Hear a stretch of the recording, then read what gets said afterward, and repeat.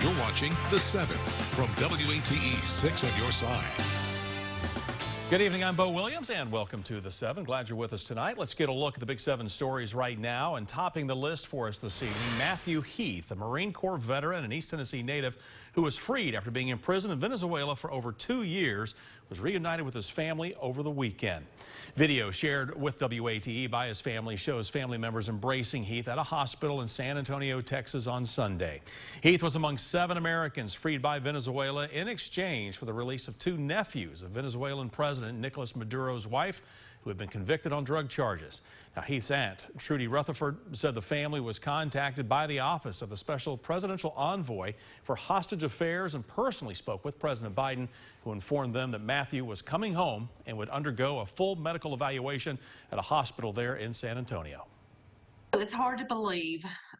We've been hearing, Matthew's coming home several different times, and we got all excited and just to be let down that he was not actually on the plane. So when we actually heard, yes, he is on the plane, we was just like a balloon, just let out the air and just thank God that it's true this time. Heath was arrested in September of 2020 on allegations of espionage and terrorism.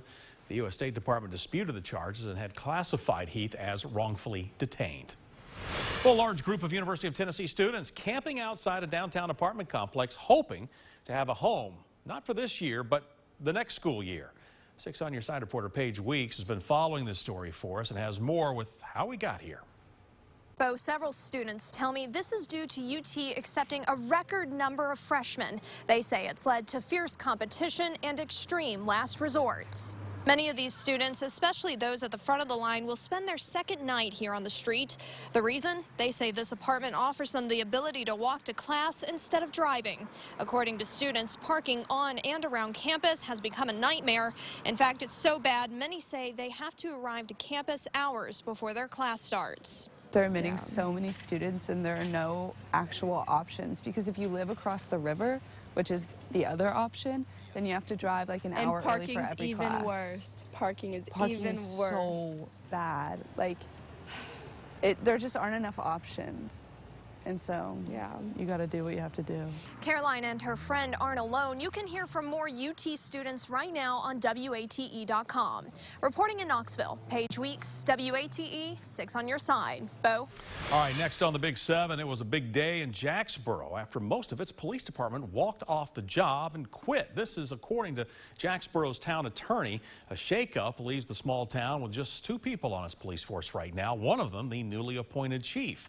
Now, the reason for the walkout is not clear. We have a reporter in Jacksboro working to get that answer for you and more. That's coming up tonight at 11 o'clock. In the meantime, the city attorney, Steve Hurst, says La Follette Police and the Campbell County Sheriff's Office are working to make sure the community has enough law enforcement coverage.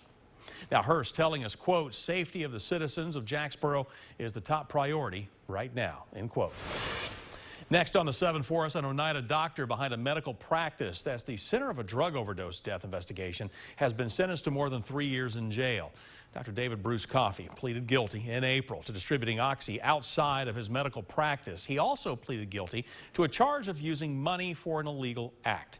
Now, we told you back when the DEA and the TBI searched the doctor's office in 2018. The DEA says they seized thousands of dollars from Coffey's accounts. They also add the doctor prescribed 4.9 million dosage units of Schedule II controlled substances over an 8-year period.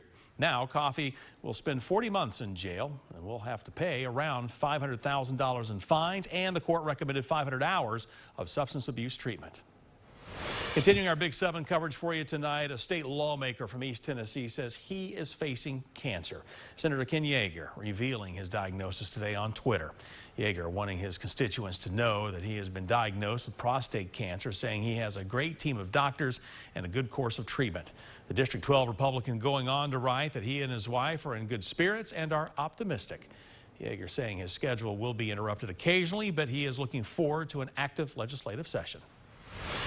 Next for you on our list, fire alarms are still blaring in Fort Myers, Florida, days after Hurricane Ian made landfall. The cleanup just getting started there. The damage shown in some of these new satellite images of Fort Myers pre-Ian and then after Ian. Sanibel Island also decimated. Good Samaritans now joining efforts to search for survivors who may still be trapped by floodwaters. Rescue teams combing southwest Florida right now. There's more urban search and rescue teams in Florida now than in any one place in American history since September 11th. Meanwhile, hundreds of thousands of customers still without power across southwest Florida. Officials say the goal is to restore power for most by Sunday, but that is still nearly a week away, and for the hardest hit areas, it could be much longer. Plus, thanks to Firehouse Subs, you can eat lunch while helping victims of Hurricane Ian. All Firehouse Sub restaurants are raising money tomorrow to help with disaster relief efforts across the Southeast. All funds collected tomorrow will benefit the Foundation's Disaster Relief Fund, which delivers food and support for recovery efforts. This announcement comes on the heels of a $25,000 donation by the Firehouse Foundation to the American Red Cross.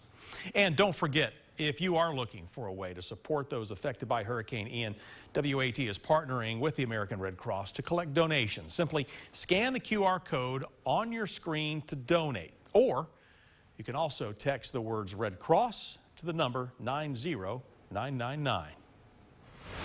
Next on the Big 7 at 7, several fallen East Tennessee firefighters will be honored at a national memorial service this week.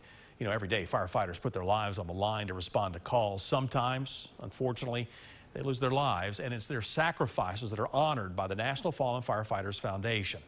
The foundation memorializes about 100 firefighters a year. This year, there are 148. KFD chaplain Paul Trumpor says his job is to make sure all of our East Tennessee firefighters are honored at the National Memorial. One example, while going through files, he found one name that was missed decades ago. 30 years ago, we had a man by the name of James White. He worked for Tennessee Division of Forestry. He lived in Briceville, Tennessee, which is also Anderson County, and he died of a massive stroke after some brush fires that they had been fighting.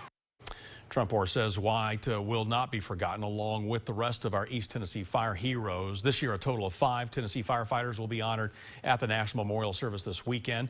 Family members of the fallen will be escorted by local East Tennessee firefighters. Thousands, by the way, are expected to attend this event.